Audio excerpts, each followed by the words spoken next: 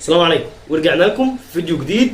والفيديو ده ان شاء الله رب العالمين هنشرح حاجه مهمه. ناس كتير جدا لما بتخش تشتري مني، انا طبعا بشتري وببيع كاميرات، فناس كتير جدا لما بتخش تشتري مني فلاشات تربو، وبالذات تحديدا فلاش تربو 950 اللي هو ده، تمام. ناس كتير جدا تقول لي لا احنا مش عايزين الفلاش ده لانه مثلا ما بيشتغلش غير على كاميرا نيكون. لا والله ده ما بيشتغلش على الكاميرا بتاعتي، لان انا معايا كاميرا كانون وما بيشتغلش عليها. اصل بيشتغل على الكاميرا بتاعتي على الفيو فندر وما بيشتغلش على اللايف فيو. وناس كتير جدا بقى الناس قيس على كده، ناس كتير بتكلمني كل ما ارشح لحد الفلاش ده يقول لي لا بلاش الفلاش ده عشان الفلاش ده ما بيشتغلش على كذا. فيا جماعه عايز اقول لكم انا طالع في الحلقه دي عشان نجرب الفلاش مع بعض، نشوف الفلاش ده هل فعلا هيشتغل على كاميرات نيكون وكاميرات كانون وكاميرات سوني، ولا هيشتغل زي ما الناس بتقول على كاميرات نيكون وبس. طبعا انا جايب معايا كاميرتين، جايب معايا كاميرا نيكون دي 5100 هنجرب عليها، تمام. وجايب معايا كاميرا ثانيه اللي هي الكانون 1300 دي. هنجرب مع بعض الفلاش على الكاميرا دي، نشوف فعلا هيشتغل على الكاميرا الكانون على اللايف فيو والفيو فندر، ولا هيشتغل على الفيو فندر وبس. وطبعا زي ما ناس كتير بتقول ان الفلاش ما بيشتغلش على كاميرات الكانون في اللايف فيو، فهنجرب مع بعض. طبعا جايب معايا طقم حجاير عشان نجرب الفلاش، وطبعا برضه هنشرح مع بعض الفلاش كده شرح على السريع اللي هو ازرر ويفتح منين وبيقفل منين، وهنتكلم مع بعض ونقول مع بعض ايه الفلاشات تحديدا اللي بتشتغل على كاميرات نيكون بس، وايه الفلاشات اللي بتشتغل على جميع الكاميرات. وطبعا مع بعض في الفيديو ده هنجرب الفلاش، هنشوفه فعلا بيشتغل زي ما الناس بتقول على اللايف فيو وبس، ولا بيشتغل على اللايف فيو والفيو فندر في كاميرات كانون وسوني ونيكون. تابع الحلقه دي للاخر علشان ان شاء الله تستفاد وتعرف هل فعلا الفلاش ده بيشتغل على جميع الكاميرات ولا لا، وهل يا ترى ايه الفلاشات اللي ممكن تشتغل على جميع الكاميرات، وايه هي الفلاشات تحديدا اللي بتشتغل على سوني بس ونيكون بس وكانون بس. تابع الحلقه دي للاخر عشان ان شاء الله تستفاد. يلا تابع الحلقه.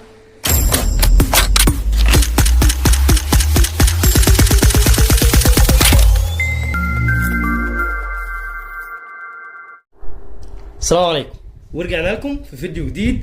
وفي الفيديو ده ان شاء الله رب العالمين هنشرح حاجه مهمه جدا جدا جدا. طبعا قبل ما نبتدي في اي كلام انا بس عايز ادي تفصيله كده عن نفسي. انا اسمي نادر علي، بقدم محتوى عن الكاميرات وعن شروحات عن الكاميرات والعدسات الفلاشات، عن اي حاجه خاصه بالتصوير او اي حاجه خاصه بالقنوات او التصوير في القنوات او الحاجات دي كلها، تمام.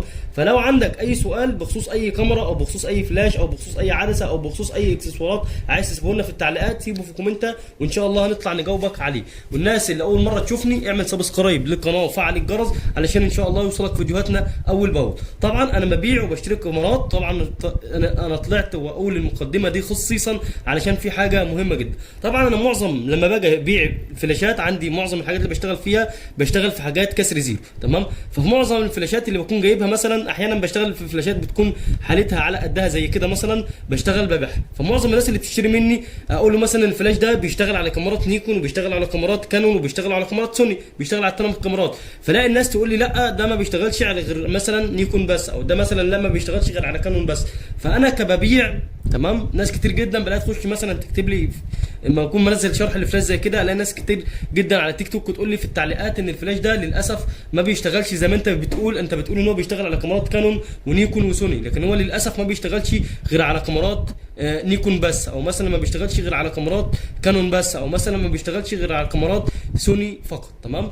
فطلعت الحلقه دي جايب كاميرا نيكون وجايب كاميرا كانون، وعلشان ان شاء الله اجرب عليها الفلاش. وكمان جايب معايا طقم حجاير عشان اجرب الفلاش على الكاميرا دي، هجربه على الكاميرا دي على الفيو فندر وعلى اللايف فيو، وهجربه على الكاميرا الكانون على الفيو فندر وعلى اللايف فيو، وهنشوف فعلا انا كلامي اللي صح ولا هم اللي كلامهم اللي صح. لان ناس كتير جدا لما باجي ابيع عليها الفلاش ده على اساس انه بيشتغل على الثلاث كاميرات، فلاقي يقول لي لا ده ما بيشتغلش غير مثلا على نيكون بس او على كانون بس، ولاقي معظم الناس بتخاف تشتريه. فانا اضطريت ان انا اطلع هقدم لكم شرح عملي قدام منكم اهو، ومعايا كاميرتين وهشغله هنا وهشغله هنا على اللايف فيو وهنا على اللايف فيو وهنا على الفيو فندر وهنا على الفيو فندر، وهنشوف هل الفلاش فعلا هيشتغل على الكاميرتين ولا مش هيشتغل على الكاميرا غير على الكاميرا النيكون بس، او هيشتغل على الكاميرا الكانون بس. خلينا نخش في الشرح على طول، وخلونا نركب البطاريات في الشاحن وعلشان نشوف فعلا الشاحن هيشتغل ولا لا. وكمان نشرح الشاحن، ما نشرح برضو الفلاش شرح على السريع كده علشان الناس اللي اول مره تشوف الفلاش ده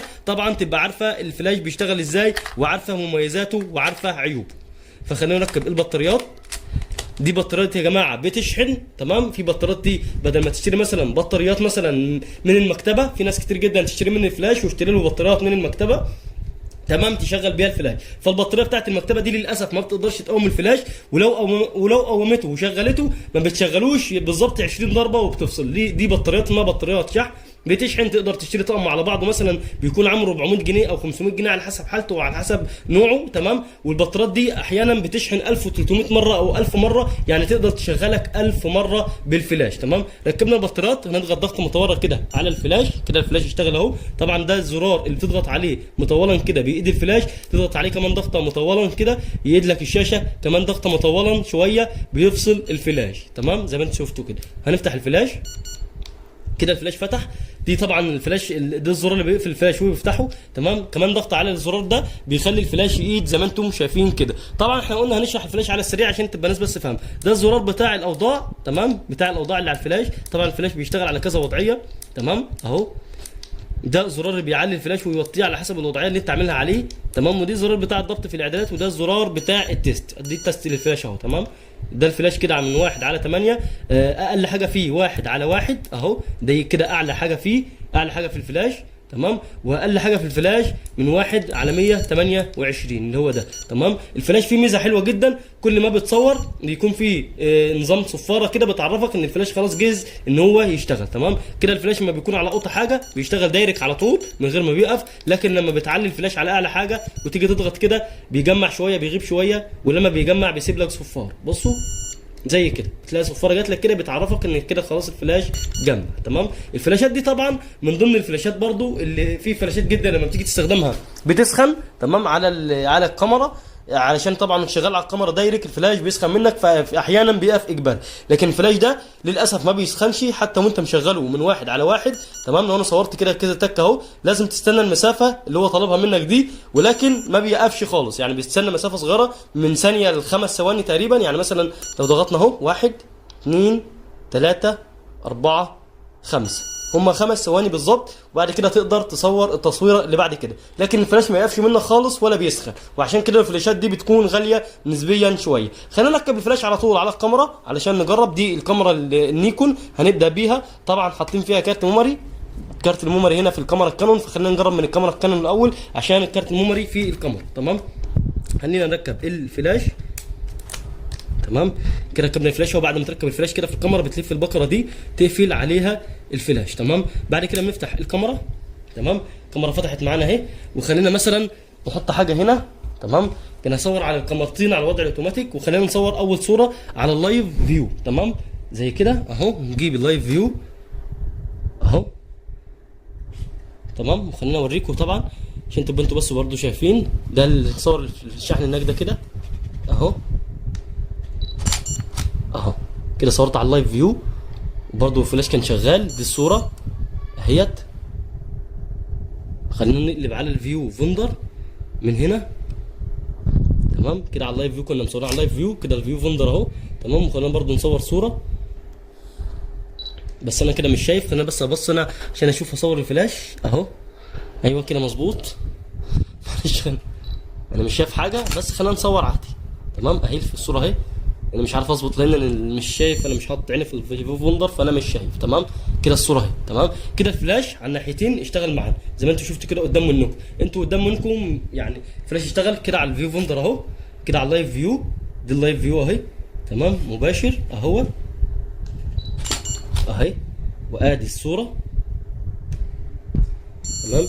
الصوره بس مبيضه شويه طبعا عشان الفلاش راكب، وعشان طبعا انا مش مظبط اعدادات في الكاميرا. طبعا كده على اللايف فيو، لان اهم حاجه هو اللايف فيو على الكاميرات. لما تيجي تصور لو اشتغل على اللايف فيو فكده خلاص هو بيشتغل على كانون. فخلينا خلاص كده احنا جربنا على كاميرا كانون، خلينا ننتقل لكاميرا نيكون. تمام. خلينا نقفل الكاميرا دي، ناخد كارت الميموري من هنا وننقله على الكاميرا الثانيه. معلش انا الحلقه دي كانت مهمه جدا بالنسبه لي علشان بس اثبت للناس ان انا فعلا ان كلامي صح، مش هم اللي كلامهم صح.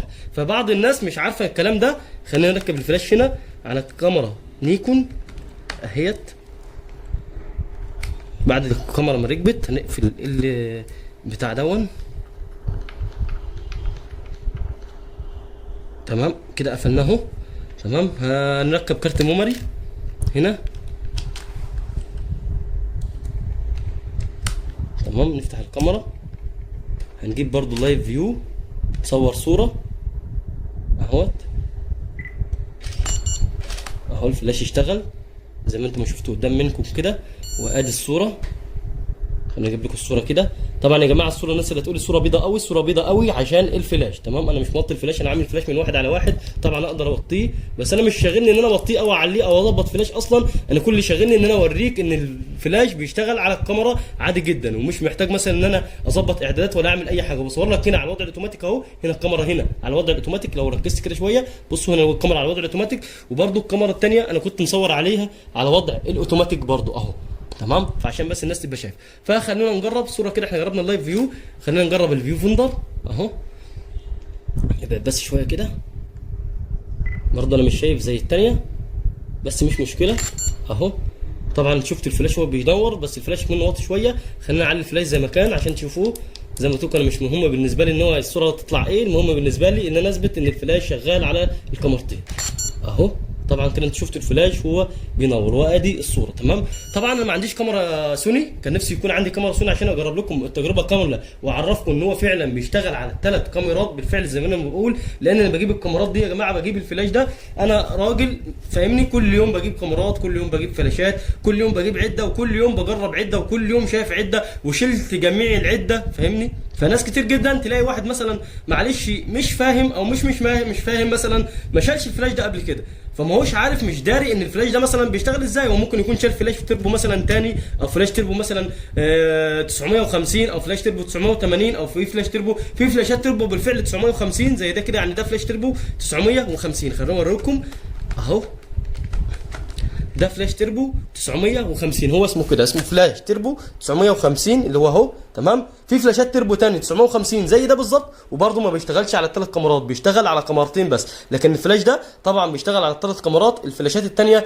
اي فلاش بيكون تاني بيكون انا طبعا انا بعرفهم بخبرتي بعرفهم، وبيكون في فلاشات بعض فلاشات بيكون مكتوب عليها هنا، يعني مثلا بيكون في فلاشات مكتوب عليها حرف الان ان ده بيشتغل على نيكون، بيكون في فلاشات ثانيه مكتوب عليها حرف السي يعني بيشتغل على كانون، في فلاشات ثانيه ما يكون مكتوب عليها حرف الاس اللي هو بيشتغل على سوني، وفي فلاشات ما بيكونش مكتوب عليها زي كده خالص. بس انا طبعا بعرفه بواقع خبرتي. تمام، وناس تانية ما بتعرفوش، يعني مثلا ممكن يجي لك فلاش انت ما تفهمش الفلاش ده بيشتغل على ايه، لكن انا بالحمد لله بعرفه. وبكده نكون جربنا الفلاش على الكاميرتين. جربنا على كاميرا نيكون اللي هي ال 500 الدي 500، وجربنا على كاميرا كانون اللي هي الدي 1300 دي. تمام، وطبعا الفلاش ده اللي هو 950 زي ما قلت لكم كان عندي نفسي يكون عندي كاميرا سوني عشان اجرب لكم عليها التجربه كامله وتشوفوا ان هو بيشتغل على سوني وعلى نيكون وعلى كانون. وانا يا جماعه اي حد يخش يشتري مني ما دام قلت له ان فعلا الفلاش ده بيشتغل على ال3 كاميرات، يعرف ان الفلاش ده بيشتغل على 3 كاميرات، وما بقولوش كلام وخلاص عشان ابيع، وما عنديش الحاجه دي خالص. انا ممكن اكون ببيع، ولكن الحمد لله رب العالمين انا سمعتي، عندي صفحه على الفيسبوك، عندي صفحه على التليجرام، عندي قناه على التليجرام يا ربي، عندي قناه على التيك توك، عندي قناه على اليوتيوب. صفحه الفيسبوك دي عليها مشتركين كتير، كمان في عليها بوست مثبت، البوست ده بيكون عليه اراء الناس اللي بتتعامل معايا. كمان القناه بتاعه التليجرام دي اي حاجه بنشحنها لاي حد بنزلها على جروب التليجرام. تمام، علشان الناس برضو اللي حابه تخش تسال اي حد اتشحن له حاجه قبل كده ممكن تخش وتساله. كمان هنسيب لكم الروابط بتاعه الحاجات دي كلها هنا في الوصف بتاع الفيديو، هنسيب لكم روابط الحاجات دي كلها تقدر تخش وتسال عليا في اي مكان. تمام، كمان هنسيب لكم الرقم بتاعي هنا على الشاشه بتاع الواتساب، تقدر تتواصل معايا على الواتساب او عن طريق الفون لاي حاجه حابب تسال عليها. لو عايز تشتري اي حاجه انا تحت امرك، عايز تبيع اي حاجه احنا بنبيع وبنشتري. وبكده في الحلقه دي نكون جربنا فلاش 950 تربو على كاميرا نيكون وعلى كاميرا كانون، واقدر اقول لك ان هو كمان بيشتغل على كاميرات سوني. فلو انت ما كنتش تعرف قول لنا ايه رايك في الشرح، وقول لنا كمان كنت عارف ان الفلاش 950 من تربو بيشتغل على كاميرات نيكون وكانون وسوني وبيشتغل على اللايف فيو والفيو فولدر، ولا ما كنتش تعرف؟ وقول لنا كمان ايه الفلاش اللي معاك وبتشتغل بفلاش ايه. وقول لنا كمان لو ما معكش فلاش هل يا ترى تحب تشيل الفلاش اللي بيشتغل على ال3 كاميرات ده وبيكون غالي شويه، ولا تختصر ان انت تشيل فلاش واحد بيشتغل على كاميرا نيكون او كانون ويكون ارخص بعض الشيء. لو وصلت معايا لحد هنا اعمل سبسكرايب للقناه وفعل الجرس عشان يوصلك فيديوهاتنا اول باول، وكمان ادعمنا بكومنت كويس عشان نقدر نكمل في المحتوى اللي بنعمله. وقول لنا ايه رايك في الشرح بتاعنا، وهل يا ترى كنت عارف ان الفلاش ده بيشتغل على ال3 كاميرات، ولا دي اول مره تعرف ان الفلاش ده بيشتغل على ال3 كاميرات؟ لو وصلت معايا لحد هنا اعمل سبسكرايب للقناه وفعل الجرس، ويلا في اخر الفيديو صلوا على النبي.